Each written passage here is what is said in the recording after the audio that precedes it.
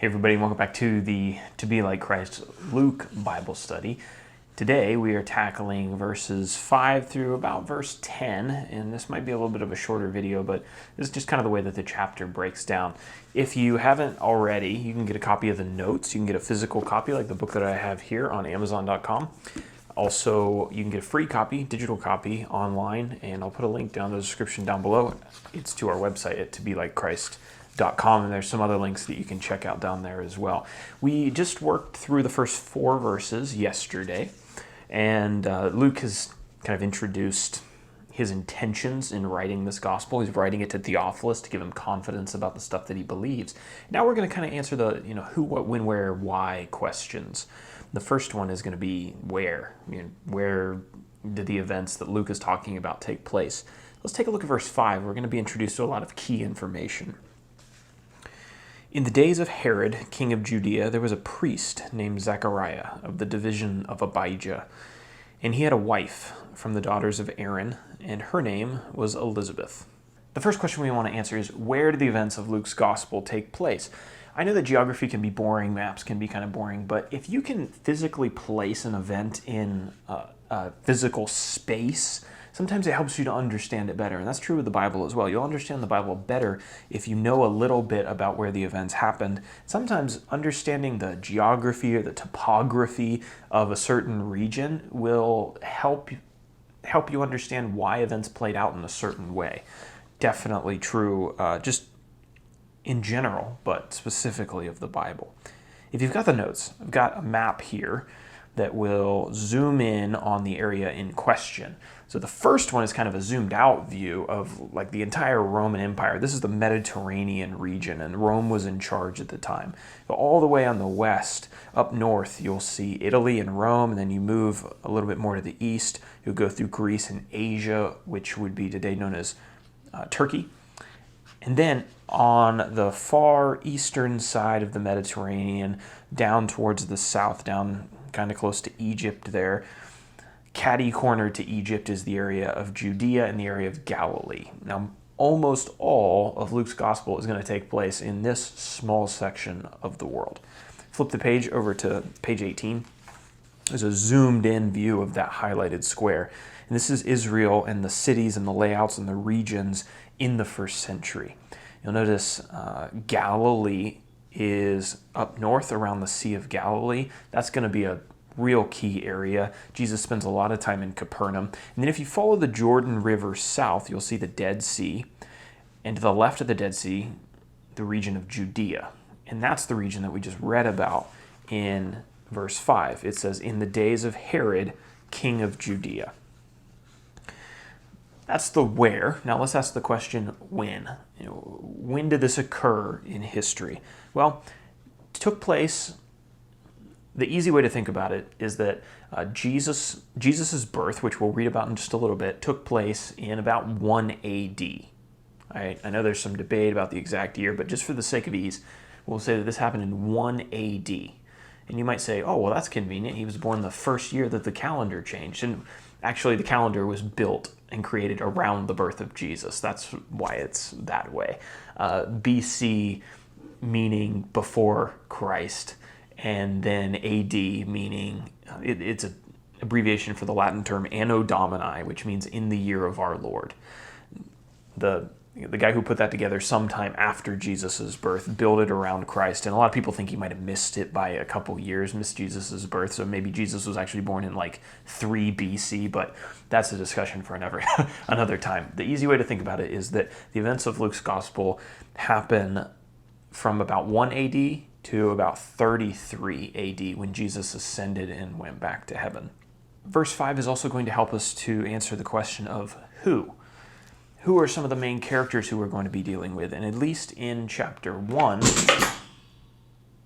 my microphone just fell off the table. Okay, anyway, luckily it's not the one that I'm using. In verse, we're introduced to some key characters in chapter 1. The first one is this guy named Herod.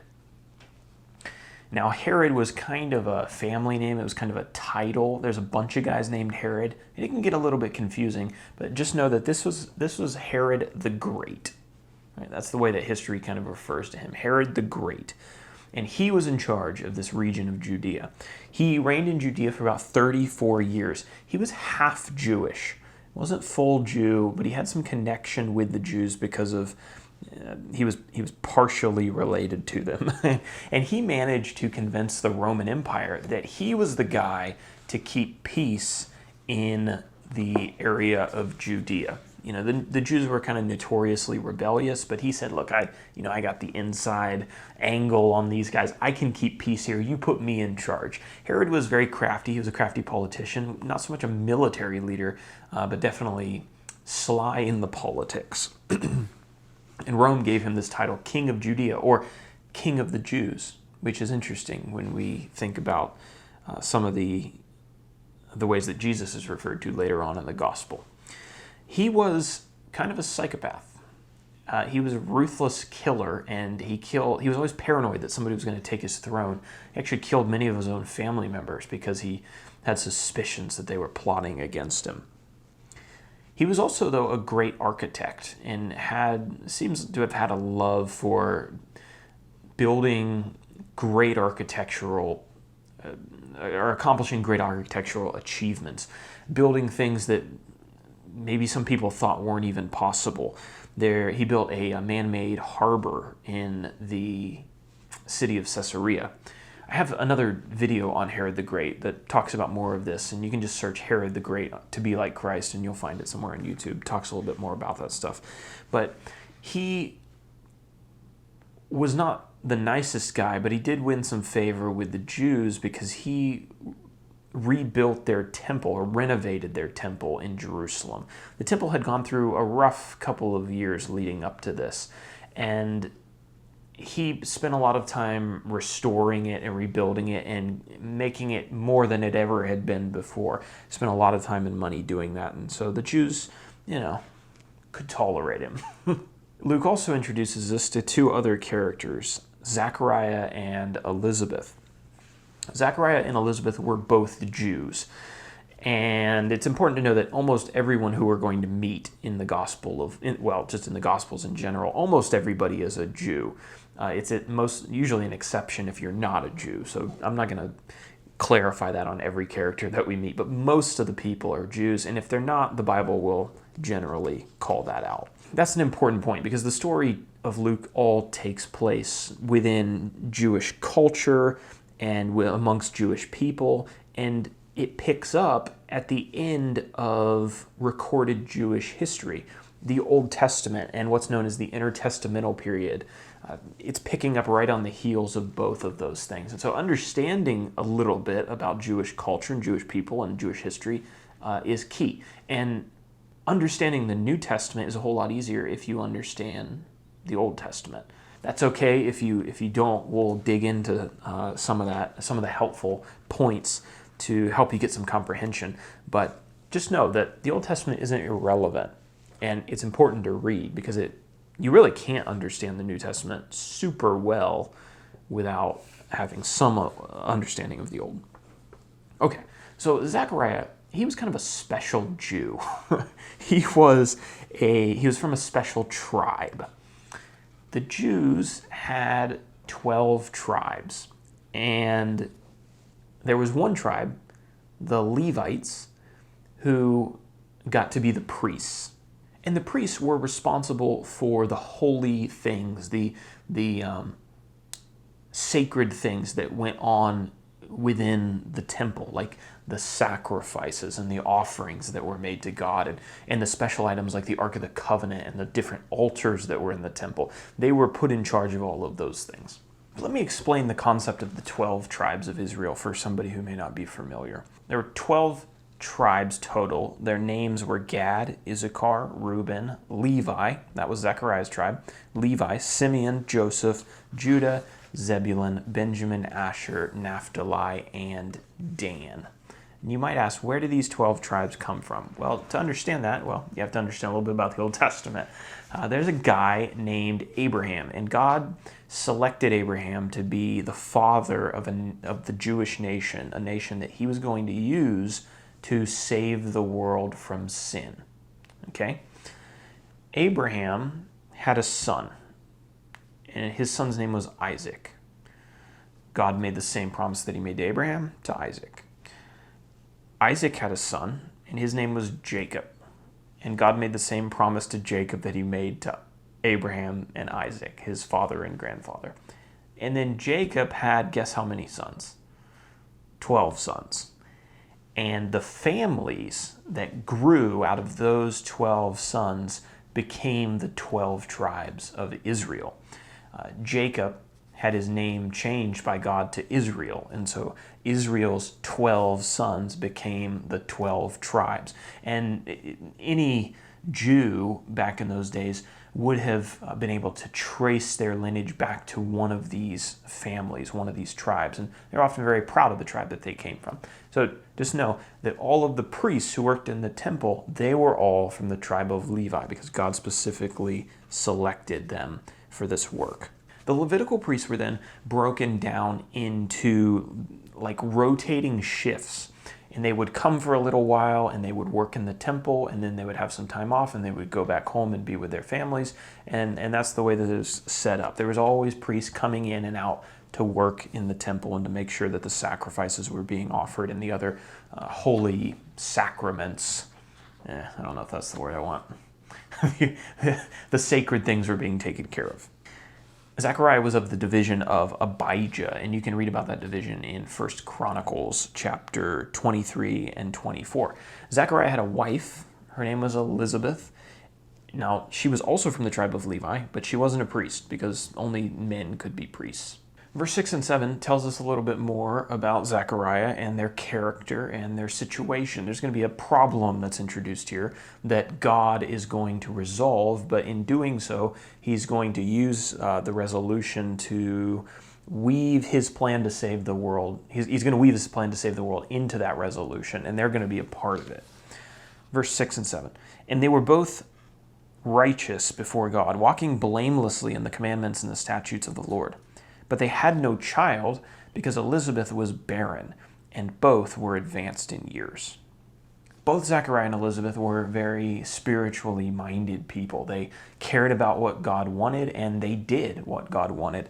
It says here that they walked blamelessly in the commandments and the statutes of the Lord. And the commandments and the statutes of the Lord that are mentioned here it's a reference to the religious law, the religious instruction that God had given the Jews all the way back during the time of Moses. That was almost, 1,500 years before these events took place. All right, so those rules that God had instituted, they were still in effect. The Jews were still supposed to be obedient to them, and Zechariah and Elizabeth were obedient. They were doing what God wanted them to do. This set of rules is going to be really, really important as we go through the Gospels to have at least just a general understanding of what they were. You can read about them in books like Exodus and books like Leviticus in the Old Testament. God gave this law to Moses, and he communicated it to all of the Jews, and they were supposed to teach it to all of their children, forever and ever, and until God changed that law. That law goes by a number of different names. It can be a little bit confusing, but just know that when you hear names like the law or the law of Moses or the Old Testament or the Old Covenant or the law and the prophets or sometimes the term the scriptures, all of those are titles that are given to this old set of laws that God gave to Moses and Moses gave to the Jewish people. So I know that can be confusing. It's referred to in a lot of different ways, but just know if one of those terms comes up later on, that's probably what it's referring to, and context will help you to understand. So what was Zechariah and Elizabeth's problem? The text says that Elizabeth was barren, so she couldn't have any children. She wasn't going to, naturally just wasn't going to happen. And to increase the problem and the frustration of not being able to have any children, she was also getting old. So her chance of having them was dwindling, if not, evaporated at this point. To a modern reader, that might not seem like a huge deal. I can't have children. Well, that's unfortunate, but a lot of couples, don't have any children, and most people don't think anything of it, or maybe they guess that they may have fertility issues, and our medical advances have kind of shed some light on why that happens. But back in this day, all that medical research wasn't known, and women who couldn't have children were sometimes stigmatized. And their barrenness was seen almost as if God was punishing them for something maybe, or God was expressing his disapproval with them. In fact, Elizabeth refers to her own barrenness in verse 25 as a reproach. And a reproach is defined as the expression of disapproval or disappointment. So, this was a big burden for her and for her husband because they wanted children, and there was also the societal pressures about children. And back in that day, passing on your genetics, raising up offspring, continuing on your family line, that was a big deal, especially for the Jews. And so the fact that they couldn't have any children was disappointing for them in a lot of ways. So that's the introduction to the problem of chapter 1. And again, God is going to help them resolve this problem. He's going to do it in a miraculous way. And he's also going to solve their problem in a way that advances his bigger plan. So we'll see that as we go through the upcoming verses, and we'll see the way that God resolves that. It might involve a meeting with an angel. So that's your cliffhanger for today.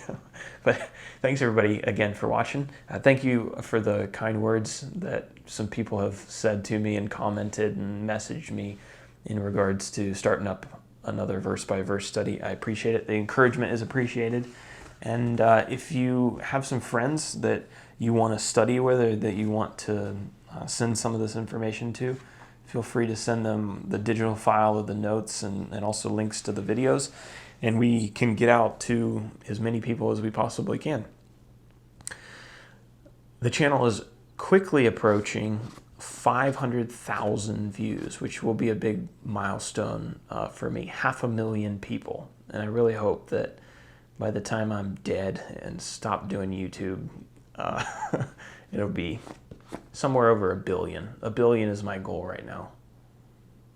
And I have confidence that we can make it there. So thank you everybody for your support. See you tomorrow.